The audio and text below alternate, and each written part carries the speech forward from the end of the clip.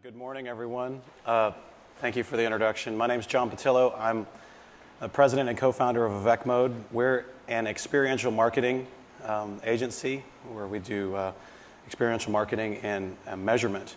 We're based in Austin, Texas, and it is my honor to moderate this panel about that very subject. It's a new term, maybe new in a lot of sections of the industry.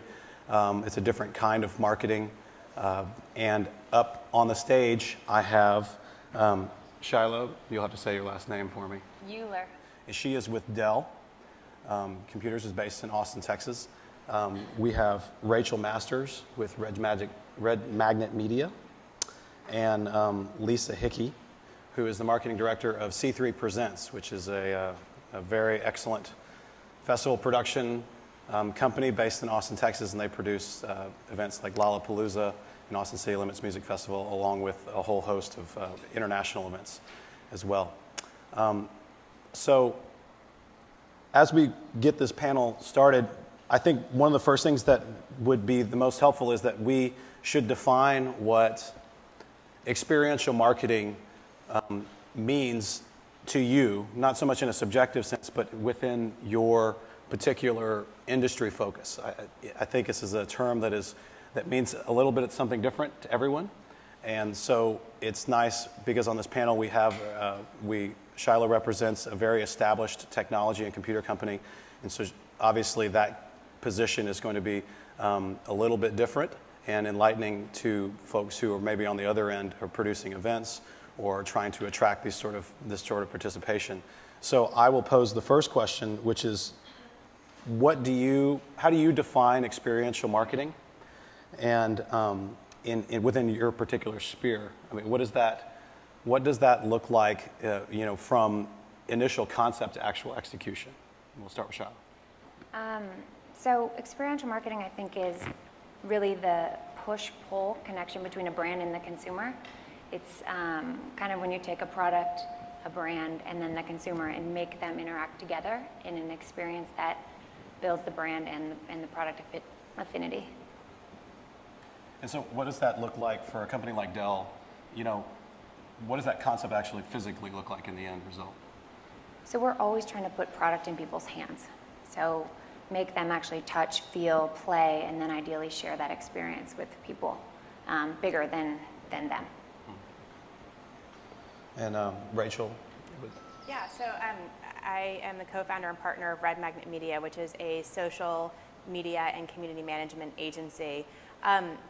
And we ended up doing experiential marketing out of a great need, which is that just broadcasting and tweeting out messages on Facebook and Twitter and on the other social networks just really isn't working anymore because there's so much noise out there that you really need to give people, and specifically in our case, technology influencers or just any kind of influencer, an experience of our clients' brands. And so we started doing influencer events sort of out of need.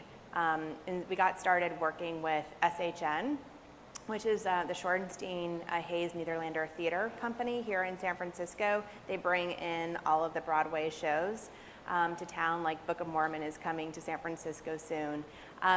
And their average age of their subscribers is 65 years old, and the new generation really isn't buying theater tickets. And so what we started doing for them, it sort of came out very organically after we did a whole community management workshop for their entire sales and marketing team, was trying to figure out, okay, how do we get your ideal theater goer to come to your shows? And we just started inviting a bunch of technology influencers that are passionate about going to see theater to their shows. And it got so successful that we got Fila trending in San Francisco on Twitter, which was really exciting for SHN. And then they had the San Francisco debut of American Idiot, and which is a really big deal for us since the show came from Green Day of this area, who were from the Bay Area. And Billy Joe Armstrong was at the show. And At SHN, they've changed their culture so much that instead of asking you to put away your phone when the show is starting, they're asking you to take out your phone. And so right before you walk into the theater, they have posters with the American Idiot logo with the grenade, and then they give out their hashtag #SFIdiot for the event. And so people were tweeting during the show. Billy Joe did it and his wife did it, which was really great for creating impressions. And then they did a Google Talk the next day with the cast of American Idiot and used the same hashtag. That hashtag got over 2 million impressions in less than 24 hours for a local theater company. And that to me is a really great example of, being strategic about experiential marketing and touching influencers, but then also regular people so they can experience your brand. Excellent. Lisa? So I would define experiential marketing as a way of building a relationship with your consumer and having a conversation about your product and your brand.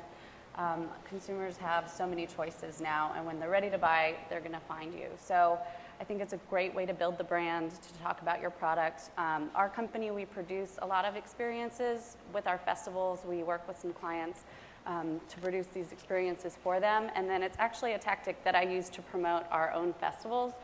As brands, we have a food and wine festival in Austin, and it's 35 demos and 40 chefs and 90 spirits and food artisans, but it's just too much content to put in a magazine ad or an online banner. So one of the most successful things we did last year was produce these little breakout events with some of the participating chefs at restaurants around town, and having the chance to talk to people about the festival experience, which many of them didn't know anything about. It was our first year. So we've increased our event budget for that, planning on doing more events this year. We do that for Lollapalooza as a way to sort of create roots in the community in Chicago. So we do a lot of pre-events to give people just a taste of what the festival is going to be like. Excellent. So you can see there's a variety of definitions of experiential marketing depending on from which perspective you approach it. In my experience in our company, AvecMode, we have been executing experiential marketing for brands when they come to larger events. Most recently, we have spent the last 2 years producing the style section of South by Southwest. And having lived in Austin all my life, along with, I think, a couple of these other folks up here, South by is such a hurricane of information, networking, and marketing that lasts for about 10 days on shore. And it just that entire experience of adventure and discovery really kind of encapsulates, in my mind, what experiential marketing is.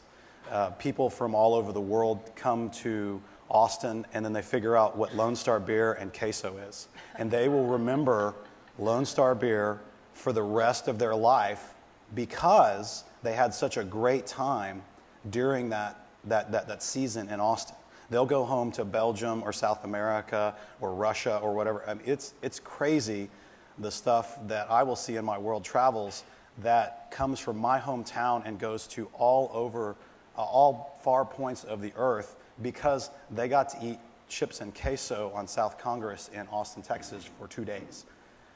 So in a 30,000-foot view, we view experiential marketing in terms of creating that kind of experience for the people that are attending.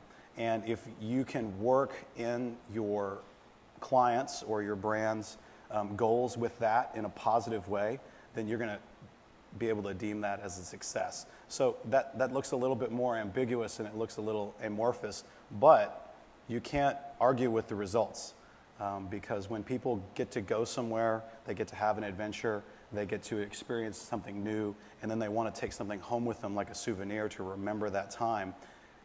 It's a very, very valuable position when that's your brand's item, whether it be a laptop computer or a sweater or a new type of food or a food brand that they experienced at that special time. Moving on, it's said experiential marketing has a lot of discussion around it. It's sort of a buzz term. You hear it in the industry a lot. It's often quoted that it's the fastest growing segment of overall marketing budgets for major and small brands alike. We hear that a lot. Like this experiential marketing is blowing up. This is where all brands want to go. Everybody wants to do a pop-up shop. Everybody wants to do an activation at a cool music festival. Everybody wants to do something off the grid that sets them apart from their competitors. But what I want to ask of the people up here, and we'll start with Rachel, is that where do you see the money coming from? You know, this is an interesting thing. This is like talk is cheap. So where is the money for this kind of marketing coming from? And then also, as we were talking about just right now backstage, what does that money look like? Because experiential marketing is much more than just setting up a tent and then handing out some stickers. There's a lot of things that go into that, and I think each person up here could speak to some of those unique characteristics. So, Rachel, where do you see the money coming from as someone who's looking for that money? I'm hoping that money comes from display advertising and other forms of ineffective advertising for whatever that consumer brand is. And one of the things that we were talking about backstage is that, you know, doing experiential marketing right is not cheap. So you really need to get event professionals who know how to throw an event, and they can be in the tens of thousands of dollars, you know, I would say between $20,000 and $60,000 for something really special. Doing a live stream, correct, with a real production video team and then a reliable uplink, you know, you're looking at another $20,000. So you need serious budget to do it correctly. And then you might need to hire spokespeople, you might need to pay bloggers to attend, you know, whatever. So it's a lot different than guerrilla marketing. Exactly. You're not just sending somebody down there with an SLR yeah. and a BlackBerry and saying, okay, go take some pictures and tweet. Exactly. Yeah, it's a bigger operation. So, Lisa? Well, I kind of asked that same question. Where does the money come from? And I think we decided it comes from a tree out in the back of Dell. But as Shiloh, you were talking about, you just recently sponsored our festival, and so how hard was it to get that money together for all the different components, the live stream, the on-site activation, and then promoting that at the fest? So we had to, it was a lot of due diligence to convince the Dell organization that live streaming this summer's biggest music festivals was a worthy marketing endeavor. And the way we did it was positioned it almost as a TV campaign. You invest a lot of budget in production, in creating that TV spot, and then paying for that media online. We kind of align similarities to a live stream. You have to invest in the production of the stages, of the artist, all of that. And then by pushing it to computers, which is the product we're trying to sell, we're able to convince our organization that we could take some money from the TV budget to push it. And then the actual on-site experience, which is more of the experiential we're sort of talking about, came from not sending a few catalogs in the mail, coupons, those sort of things. So just trying to convince kind of the more traditional marketers that it's more important to give people an interactive brand experience than just send them a one-way push piece of marketing.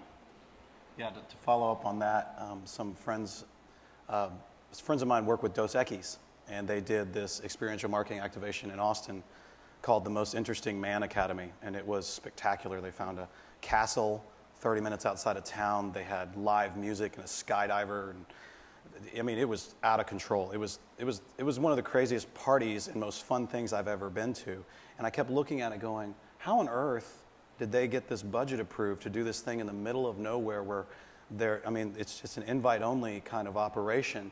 And when I talked to their marketing people, they said that the cost of producing that entire event was 60% of the cost of running one full-page print ad in a national magazine. In just one magazine, one time, the entire event budget was only 60% of that.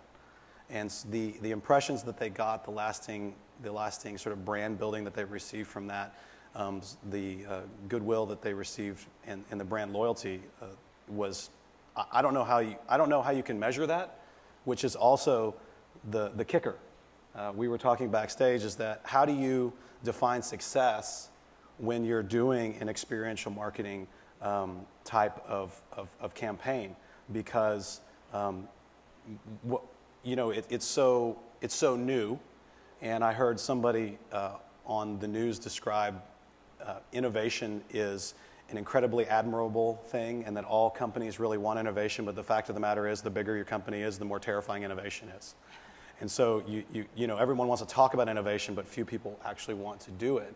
And then when the decision makers want to innovate, they also want to know, well, how do we define success in this? Because it's this big amorphous kind of, everyone had a good time, but does it make any difference? And then on the, how does it sell products? And then on the backside of that, if you come to something like South by Southwest and your competitor has the coolest party across the street and everyone's there and everyone's been talking about it and they have no metrics on it, but your CEO looks at you and goes, why didn't we do that? That's also an uncomfortable conversation. So what I want to know is from each of the three different perspectives up here is how do you define success from experiential marketing? I mean, what does that look like in your world? Not only maybe to you in terms of your responsibility, but how do you communicate that to maybe your superiors or your shareholders or your clients? Well, I think one thing that's really tough is how do you measure, but if you're looking at a bigger picture, you're building a brand, and everything else that you do will be amplified by having a stronger brand, more loyal customers. So I always look at it as just part of the marketing mix.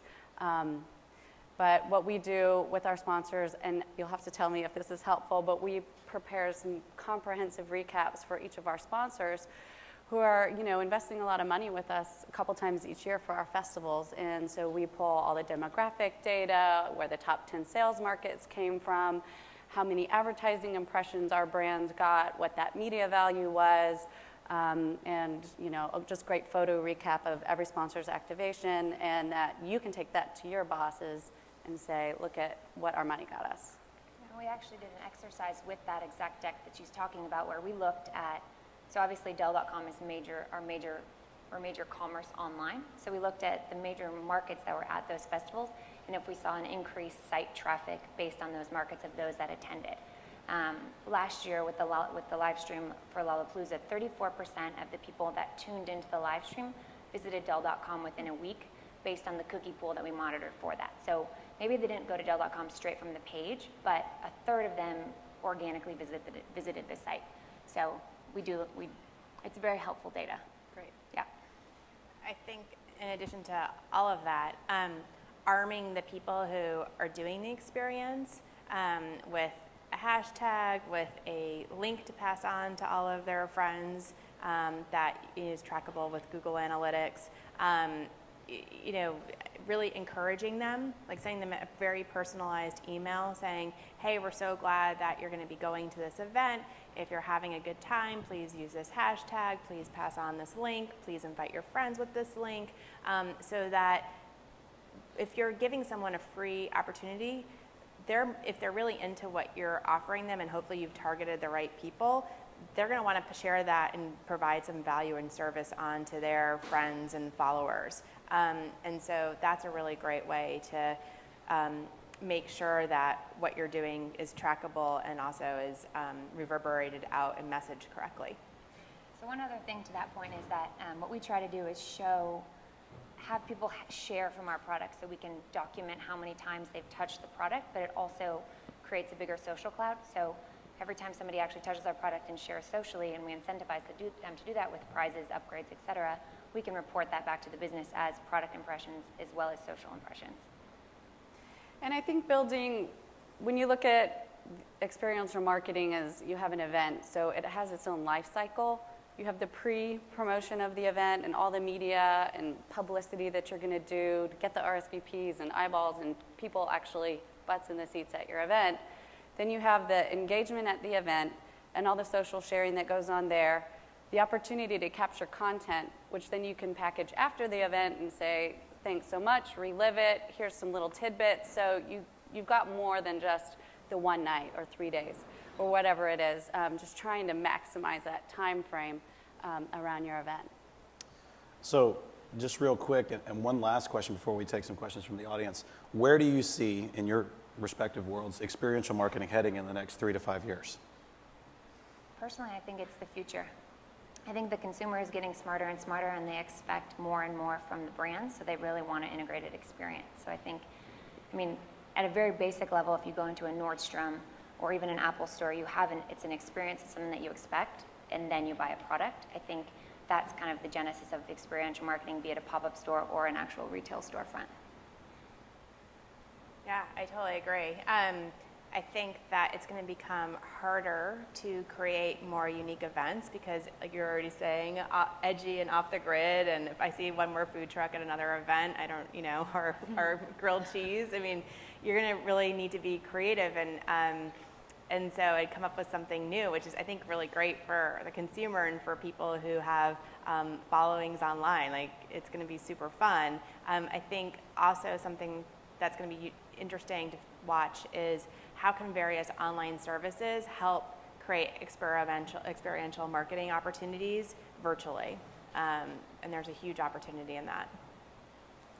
And again, I just say it's part of the overall marketing mix. Hopefully it'll become a bigger part of people's budgets. You know, each touch point matters, and now, as I said earlier, consumers have so many choices with products, and they're gonna definitely remember the experience they had with you, and when they're ready to buy that laptop computer, they're going to remember that they got upgraded to the VIP lounge at ACL Festival and had the greatest weekend of their life, and hopefully go buy that product.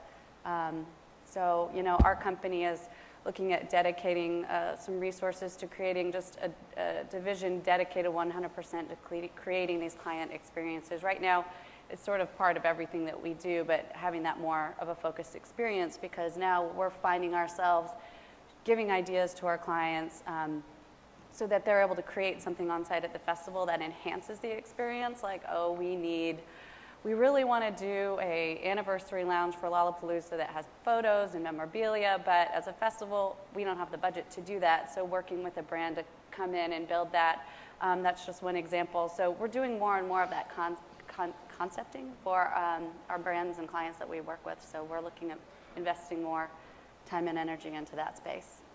Thank you. We're going to open it up for questions here in the end. Now, I've been instructed very specifically by that guy right there. Please raise your hand. He will give you a microphone. Then ask your question, please. Hi. Is that working? Yeah. This is for everybody, I guess. If you have a brand that is in an industry which is perceived to be, rightfully so, very boring, how do you do this kind of thing? If your demographic is, say, 25 to 35, and you're trying to get their attention in an extremely dull industry, what do you do? It's not beer, it's not theater, a computer. What do you do? Insurance. What? Insurance. Yeah, you got it. Yeah. I think you educate them, right? Like I think that audience are at a time in their life when there's a lot of questions and they know that they need something, but they don't know why they need it. And you need to go where they are. First of all, find out the channels that they're hanging out in and how they like to socialize and how they like to learn about things. And I think create, you know, a real opportunity for them to understand this is why I need insurance and this is why I should think about maybe investing in it. But that's not and making building it a fun experience. What if you set It up? doesn't necessarily need to be fun. No? I don't think so. There are certain You can't things really that have are beer just with insurance. there are certain things that are just not fun, like health insurance. Yeah, Like but what if you set up like a worst case scenario? So you put them in a situation of all the worst cases that they could be in, and that in a fun way. So think of it like a haunted house, right? You put them in a scary situation or like a simulated bike accident or, you know, something, and then at the end you'd be like, this is how much it would cost you, but if you had insurance, you know, so you give them something fun and then show them the benefit on the back end of investing in your product. Okay, so it's not a festival. Yeah, I would say in my experience, to be quite honest, if you have a product that is generally considered really boring, just associate yourself with the coolest thing you can find. I mean, Yeah. you know, I come from Austin, so just give them a really, really good party, and it doesn't matter what you make. I mean, you could make washers for undersides of cars. They're going to still think that your washers for the undersides of cars are the coolest things because Kanye played your party. So, you know, it's not that easy. I mean, that's a pretty direct line. But one of my big points, and one of the reasons I love doing this, is that I love hospitality, and that just if you give people a really good time, it's not only a gift, but it's something that they remember and that they repay in kind, regardless of what it is that you might be peddling at that point in time. So, I just, you know, get Kanye. Beyonce would work too. Unfortunately, it's car insurance, so Okay. don't know that you can mix that up, but Are there any other questions? I'm been told we'll get one more question. I feel like experiential marketing and mobile technology seem to be a supernatural fit when it comes to events. I'm just curious if anyone has any experience using mobile technology in events with experiential marketing. So actually my background is in mobile. I came from Cricket Wireless and then a mobile startup. So we did a lot of, and that day text message was a big thing. So we'd like to do a lot of text to screen and text applications. So essentially connecting this, the same as we do with social media today, is how do you get them on their phone and then sharing, and then if you get your, sent from BlackBerry or whatnot, so then you start getting that organic branding from a million different people that are interacting because you gave them a reason to do so. Well, from my experience, we're sitting on tons of content and with access to so much more of it, which a lot of brands pay a lot of big money for. So what we're going to be doing for 2013 is looking at the festival as more of a 365-day-a-year thing, pushing out that content, creating a lot of original content, because we only have the 3 days at the festival. But sorry, to go back to your point, everyone, when you have 15 minutes and you're looking for something cool and interesting to do on your phone, we want to help be that source for cool music stuff. SHN, our theater company, provides these little devices to allow people to take a trivia question, and they seem to have a tremendous amount of uptake on that and been able to get a ton of email addresses and mobile numbers for SMS communication, which has been really exciting for them to see. Also, I think that events are a fantastic way to encourage people to download your app, which can be really challenging. So if you message that, we worked with Incubus, and they have a mobile roadie app, and so we did a shot a little video saying, hey, if you are enjoying the show and want to always stay in touch with us, download our phone app, and you'll unlock some special content. And we uploaded tracks from each night's show into the mobile roadie app, and that worked out really well too.